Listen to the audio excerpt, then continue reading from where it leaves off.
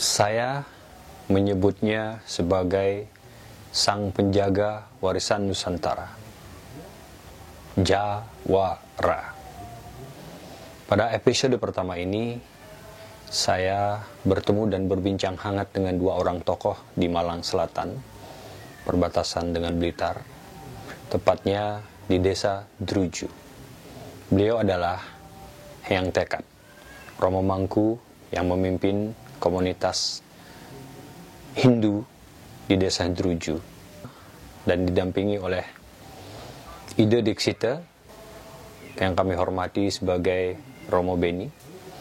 Beliau adalah dua orang tokoh yang menjaga ajaran warisan Nusantara di wilayah Malang, Singosari, dan sekitarnya. Perbincangan hangat kami memunculkan satu semangat baru untuk tetap menjaga warisan Nusantara, ajaran leluhur Nusantara.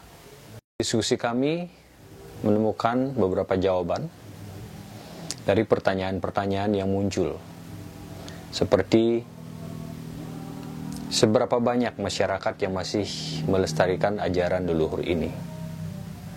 Kemudian, ritual apa yang biasa dilakukan oleh masyarakat yang saat ini masih terjaga. Lalu, penjelasannya bagaimana? Karena pada dasarnya masyarakat perlu tahu. Perlu kita paparkan untuk diketahui oleh khalayak umum. Lalu, siapa sih yang menjaga? Atau siapa yang kita sebut sebagai sang penjaga? Jadi beliau-beliau, mereka-mereka adalah orang-orang yang masih konsisten untuk melakoni ajaran ini. Karena sejatinya, ajaran tidak pernah punah. Hanya masyarakat yang melakoni semakin berkurang. Sebenarnya sih tidak lengkap kalau sekadar minta menjelaskan Purbokala kan gitu ya. Purbokala sebagai satu ritus yang dikerjakan di Druju itu kan yang diwarisi di sana dalam konteks ajaran Jawa Setuhu itu melibatkan manifesting dari kekosongan itu, dari netralitas itu kepada suatu wujud gitu Nah, tapi kalau kita hanya kupas purwa kalanya saja, itu hanya dia menunjukkan posisi nolnya itu gitu. Posisi asal mulanya.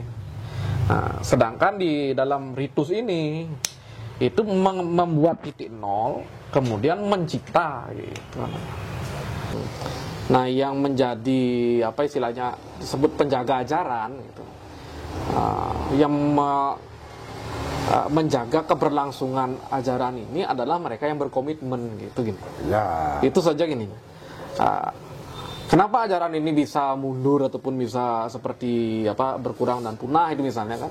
Itu sebenarnya yang dimaksud punah itu adalah berkurangnya orang yang bersedia melakukan komitmen itu gitu loh.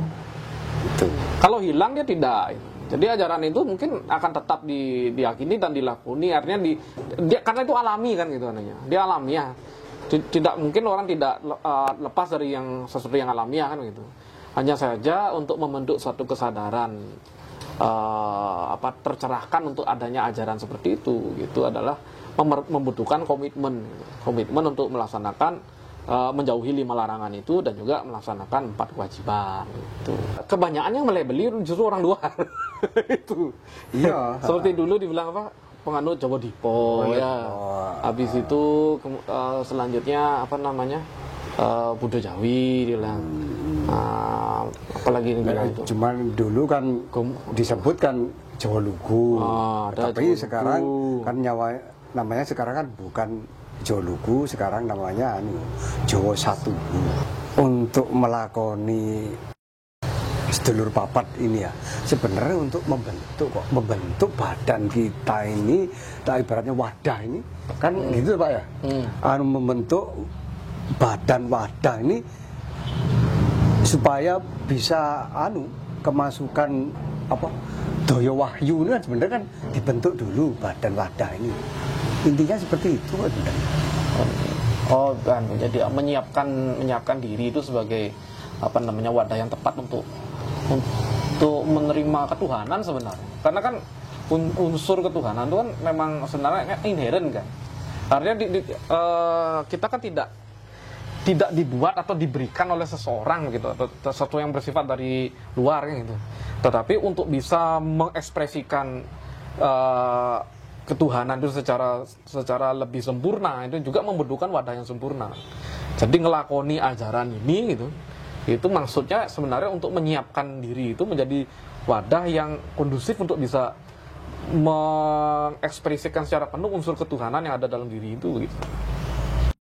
Inti dari Purwokala itu juga,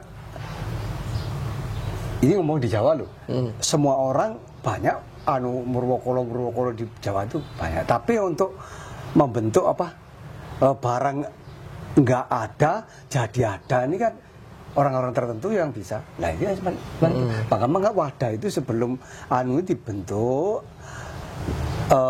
wadahnya dibentuk dulu, habis dibentuk nanti kan ada cahaya-cahaya yang karena wadahnya sudah siap. Bermula dari nol itu, kemudian nanti mewujudkan sesuatu sesuai dengan ya diharapkan lah, yang manifesting apa yang kita ingin manifest di sana.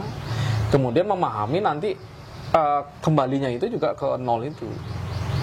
Tanpa memahami awal dan akhir ini sebagai satu kesinambungan, dia tidak bisa menciptai yang di tengah ini gitu. Karena harus disiapkan wadahnya dulu.